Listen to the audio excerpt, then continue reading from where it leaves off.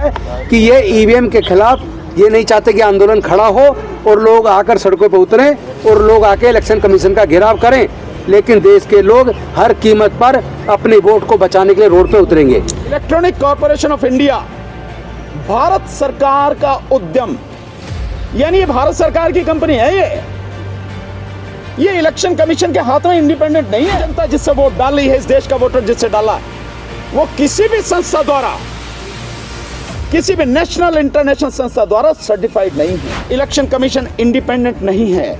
Election commission independent काम नहीं करता। इलेक्शन कमीशन सरकार के साथ मिलकर काम करता, सरकार के लिए काम करता है। इसलिए इसको बरकरार रखना चाहते हैं, बनाए रखना चाहते हैं। जो मोदी जी दिखा रहे हैं, एक नया काल चक्र शुरू हो गया है, एक नया एरा शुरू हो गया है, अमृत काल। वो जो अमृत काल है ना मोदी जी, एक बार मैदान में बैलेट पेपर से आ जाओ, वो सारा अमृत काल जो है ना सब यहीं धरा रह जाए। हमेशा धारा 144 29 जनवरी तक रहती थी, इस बार धारा 144 15 फरवरी तक लगाई गई है।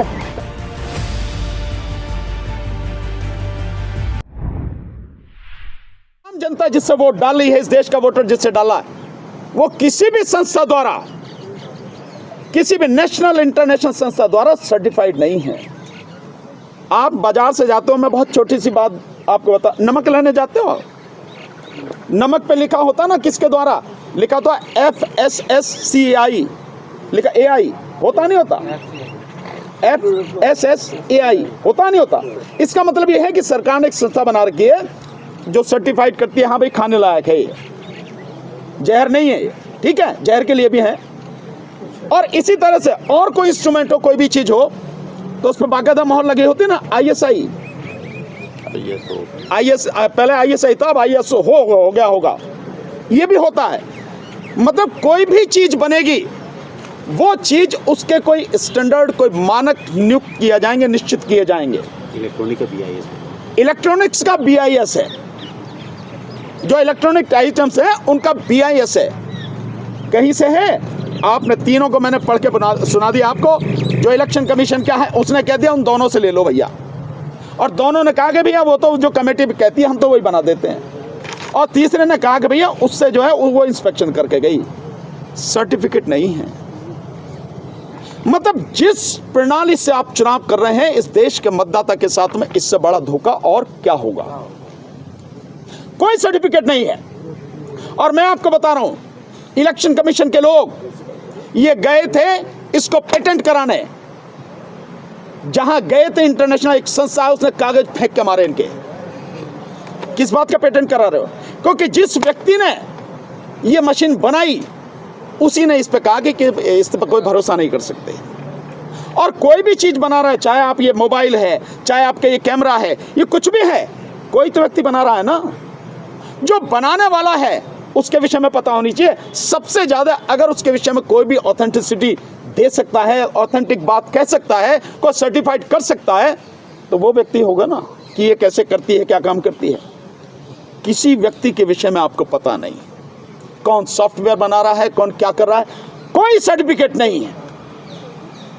यह है इलेक्शन कमीशन की बेईमानी। मैं इसे सीधे शब्दों में बेईमानी बोलता हूं।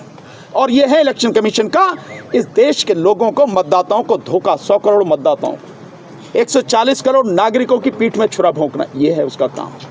और अब और मजेदार बात, मैंने आपको बताया था कि षड्यंत्र में कौन कौन शामिल हैं। आप देखेंगे कि इलेक्शन कमीशन केवल नाम का है, सारा खेल तो सरकार कर रही है। कैसे कर रही है? ये जो मैंने आपको ECIL की जो RTI दिखाई, इसमें शुरू में ऊपर देखो, बिल्कुल ऊपर, यहां पे बिल्कुल ऊपर लिखा है electronic corporation of India Bharat सरकार का उद्यम, यानी ये भारत सरकार की कंपनी है। ये इलेक्शन कमीशन के हाथ में इंडिपेंडेंट नहीं है। जिस देश में आज की तारीख में पिछले 10 साल से एक व्यक्ति ने पूरी सरकार को, हर डिपार्टमेंट को अपनी मुट्ठी में रखा हुआ है, ये उसका काम नहीं करेगा। तो इसका मतलब साफ है कि केवल कहने के लिए इलेक्शन कमीशन है, सारा काम सरकार कर रही है।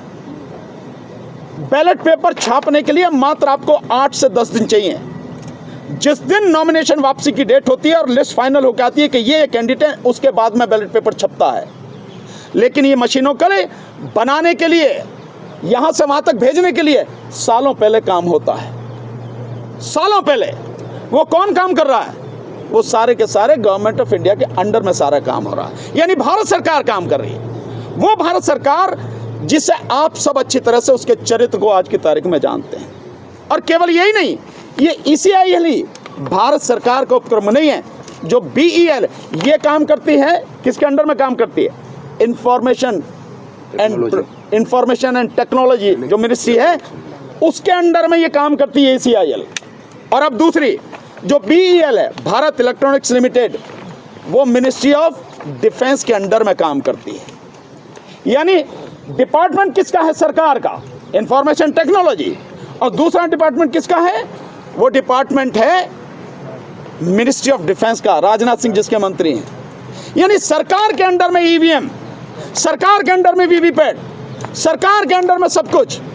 और नाम कहा जा रहा है इलेक्शन कमीशन, जिस इलेक्शन कमीशन की जिम्मेदारी है आर्टिकल 324 के तहत कि वो free, fair and transparent election कराएगा। ये उसकी सबसे बड़ी जिम्मेदारी, यही उसका काम है, इसके अलावा उसका कोई काम नहीं है।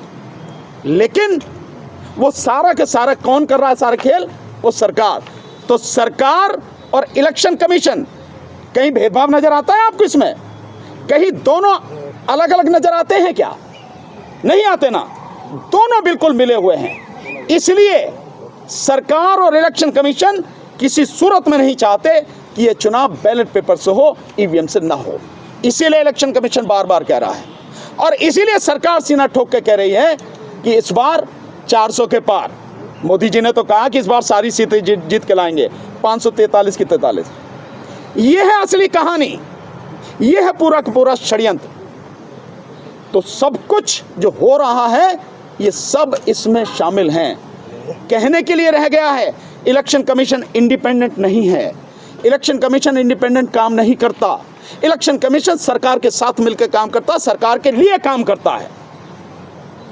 इसलिए इसको बरकरार रखना चाहते हैं, बनाए रखना चाहते हैं। और सरकार के इशारे पर ही जब हमने डेमोन्स्ट्रेशन करके दिखाया कि कैसे गड़बड़ी होती है, उसके बाद गली गली घूम रहा वो EVM लेके, मशीनें लेके। ये है उसका सारा खेला जो है। और अब एक और आपको बहुत महत्वपूर्ण चीज, बेईमानी के कई तरीके हम आपको धीरे धीरे हर पहलू दिखाएंगे, पूरा बताएंगे कि इलेक्शन कमीशन और सरकार किस तरह से इस खेल में शामिल है, क्या इनका घिनौना चरित्र है। एक और चीज बताता हूं आपको, इसके बाद, इन दोनों चीजों के बाद, आप लोगों ने वोट डाली होगी, आप वोट डालने जाते हैं। 3 चीजें होती हैं, कंट्रोलिंग यूनिट, बैलेट यूनिट और VVPAT। इन तीनों के बिल्कुल अपने अलग नंबर हैं, यूनिक आइडेंटिफिकेशन नंबर होता है तीनों का, हर मशीन का बिल्कुल अलग होता है। और लास्ट में जब चुनाव, जहां पोलिंग खत्म हो जाता है, तो प्रिजाइडिंग ऑफिसर जो होता है, उस प्रिजाइडिंग ऑफिसर की जिम्मेदारी है कि ये इंफॉर्मेशन जो भी एजेंट होते हैं, पोलिंग एजेंट पार्टियों के, उनको दे। क्या इंफॉर्मेशन? वो क्या देता है आपको? वो देता है आपको, इतने इस बूथ पे वोट थी, इतनी वोटें पड़ी, इतनी महिलाएं थीं, इतने पुरुष, इनकी वोटें पड़ गईं, और ये पर्चा बना के आपको दे देता है। इससे क्या होता है? इसके अलावा जो इंफॉर्मेशन चाहिए आपको, वो क्या है? उसे नहीं देता। वो इंफॉर्मेशन कहाँ होती है? वो इंफॉर्मेशन हर मशीन के पीछे बाकायदा सील लगी हुई होती है। क्या इंफॉर्मेशन होती है?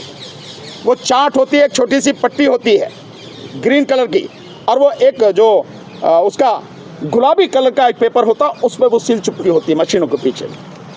उसमें इंफॉर्मेशन होती है स्टेट या यूनियन टेरिटरी, यानी किस राज्य में या किस संघ शासित क्षेत्र में चुनाव हो रहा है, उसका नाम होता है।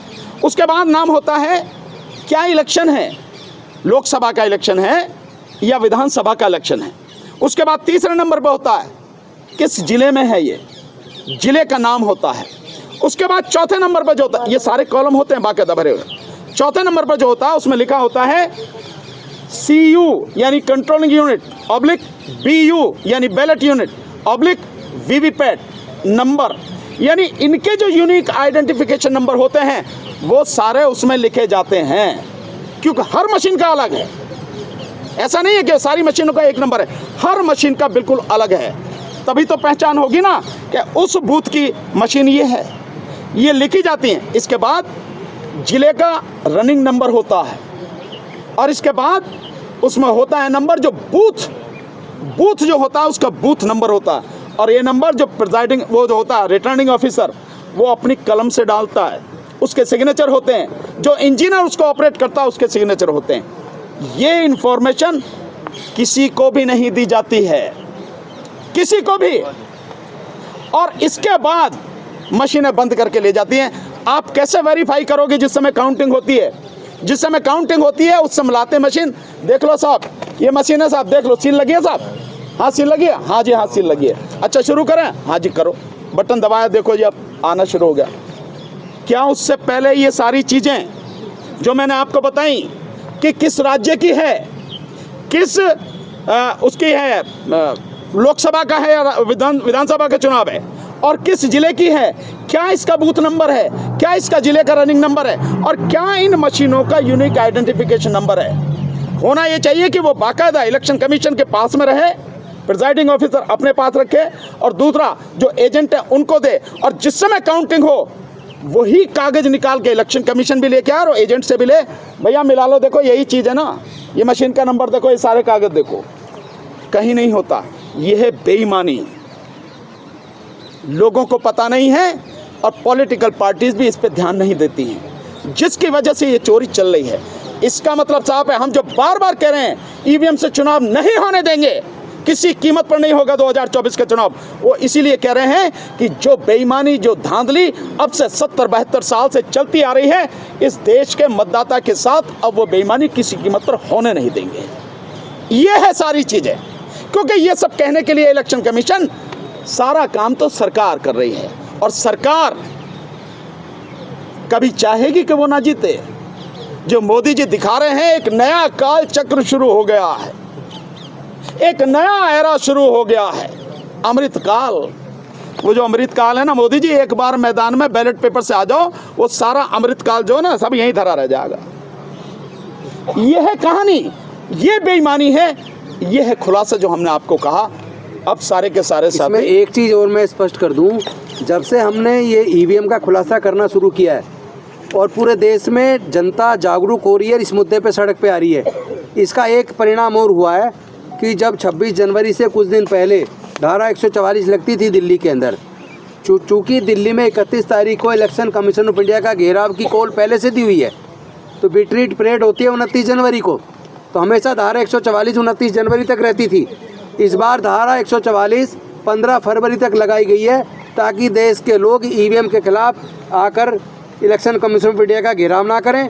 लेकिन हम स्पष्ट कर देना चाहते हैं, जिस तरह की गुंडागर्दी केंद्र सरकार कर रही है और होम मिनिस्टर के इशारे पे जिस तरह पुलिस कमिश्नर ने धारा 144 लगाई है, इससे हमारा ये दावा और मजबूत हो जाता है कि ये ईवीएम के खिलाफ ये नहीं चाहते कि आंदोलन खड़ा हो और लोग आकर सड़कों पर उतरें और लोग आके इलेक्शन कमीशन का घेराव करें, लेकिन देश के लोग हर कीमत पर अपने वोट को बचाने के लिए रोड पे उतरेंगे।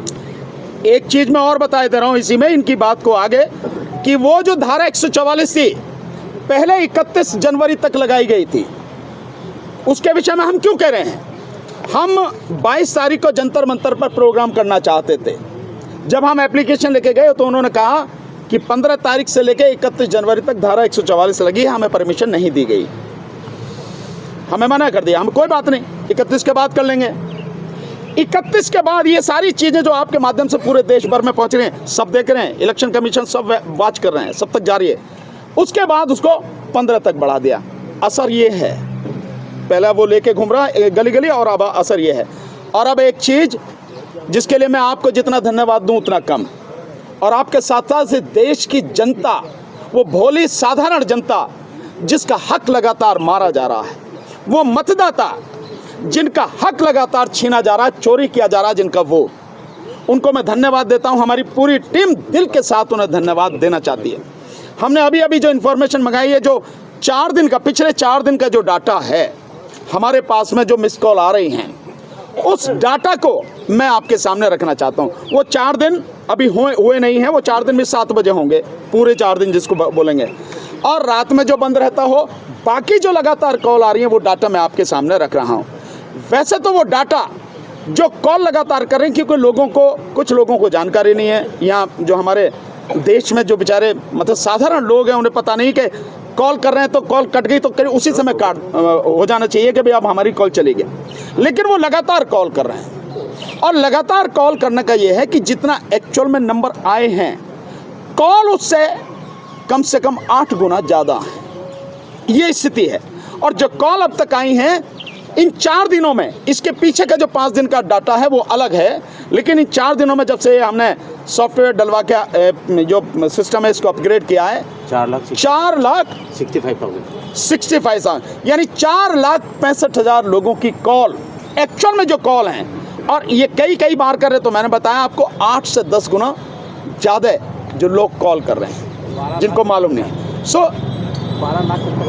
12,70,000 ये ईश्वर जी हैं, ये देखते हैं जो टोटल अब तक मतलब लोगों ने उस पर किया है 12,70,000, लेकिन 2-2, 3-3, 4-4, 5-5 बार जो कर रहे हैं, टोटल जो उसका आंकड़ा आया है वो 4,65,000 लोगों की कॉल अब तक रजिस्टर हो चुकी हैं, और उसको भी अगर कर लें तो 5 लाख के पार हो चुका, जो लोगों के लगातार मिस कॉल के आ रहे हैं।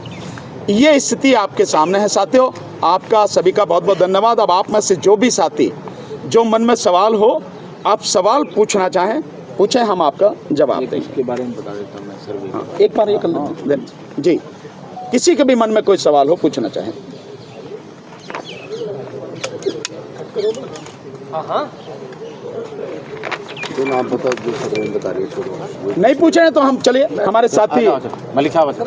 हमारा उद्देश्य ये है कि ईवीएम से चुनाव ना हो, तो ये मिस कॉल का क्या कॉन्सेप्ट है, इसका क्या? ये मिस कॉल का कंसेप्ट ये है कि देश में केवल हम ही नहीं, हम ये जानना चाहते हैं मिस कॉल के माध्यम से, क्या देश की जनता भी ये चाहती है जो हम लोगों ने कदम उठाया है, हमारा कदम सही है या गलत है, जनता इसको किस तरह से देखती है, उसके लिए ये मिस कॉल का नंबर हमने दिया है। और जिस तरह से जनता का रेस्पॉन्स आ रहा है, मैं दावे के साथ कह सकता हूँ ये तो मिस कॉल पे आ रहा, और मेरे जो फ़ोनों का हाल है मैं आपको बता नहीं सकता, हमारे साथियों का क्या हाल है फ़ोन का। सो उस रेस्पॉन्स के आधार पर मैं कह सकता हूँ कि यह आंदोलन गांव-गांव तक पहुँच चुका है, घर घर तक पहुँच चुका है। और मैं इसीलिए दावे के साथ कह रहा हूँ कि 2024 का चुनाव ईवीएम से नहीं होने देंगे, इसका विरोध गांव-गांव तक होगा। अगर सरकार नहीं मानती है तो क्या करेंगे? सरकार कौन है? सरकार की औकात क्या है कौन सरकार? मालिक है देश में। इलेक्शन कराना सरकार का काम नहीं है, सवाल ही आपका ठीक नहीं है। इलेक्शन कराना इलेक्शन कमीशन का काम है। लेकिन आपकी बात से एक बात समझ में आती है, आपने बिल्कुल सही कहा कि इलेक्शन कमीशन और सरकार दोनों एक ही हैं, तो सरकार ही पूछ लिया जाए तो क्या बात है। पर सरकार को हम बता दे रहे हैं आपके हिसाब से कि इलेक्शन जो होगा 2024 का केवल और केवल बैलेट पेपर से होगा, ईवीएम से नहीं होगा। सर 31 जनवरी को आपका प्रोटेस्ट है इलेक्शन कमीशन के सामने। अगर जैसे कि धारा 144 लागू किया गया है 15 फरवरी तक, तो इसमें किस तरीके से आंदोलन होगा आपका? देखिए, सरकार तो इस आंदोलन को तोड़ने के लिए, इस आंदोलन को रोकने के लिए केवल धारा 144 नहीं, आचार संहिता भी लागू कर सकती है, इलेक्शन प्रीपोन्ड भी हो सकते हैं। और जिस दिन इलेक्शन का अनाउंस होगा, आप जानते हैं उसी दिन से आचार संहिता लागू हो जाती है, तो सरकार सब तरह के हथकंडे अपनाएगी। सरकार हमें उठा के ठोके भी, शायद ये भी हो सकता है, जेल में भी डाल सकती है, जेल में भी डाल सकती है। हमारे खिलाफ मुकदमे भी एनएसए के मुकदमे बन सकते हैं, हमारे खिलाफ में यूएपीए में भी हमें भेज सकते हैं। बात इसकी चले, अपनी बात तो कि आपको जेल में डाल, ये जो पत्रकार खड़े हैं यहाँ, इनको उठा के जब डाला जाएगा, इन पे लट पड़े, कोई बचाने वाला? भैया हम बचाएंगे आपको, ये सारे पत्रकार सुन लें। आप इसकी बात कर रहे हो, हमारी पूरी टीम, एडवोकेट्स की पूरी टीम आपके साथ कंधे से कंधा और कदम से कदम मिला के चलेगी। आप जिस तरह से सच की बात दिखा रहे हो, सच को दिखा रहे हो, कह रहे हो, इसो बाकायदा ऐसे ही कहते रहो। और आपके साथ तो हम उसमें भी होंगे, वो भी लड़ाई हम ही लड़ेंगे आपके साथ मिलके। जो आपके लिए आईटी एक्ट और ये ब्रॉडकास्टिंग एक्ट वगैरह लाया जा रहा, उसमें तो आपकी गर्दन पूरी तरह से दबा दी जाएगी ना, कोई आदमी एसएमएस भी नहीं कर पाएगा, उसमें भी आपके साथ देंगे। हर तरह से हम आपके साथ में हैं। चलिए, थैंक यू वेरी मच।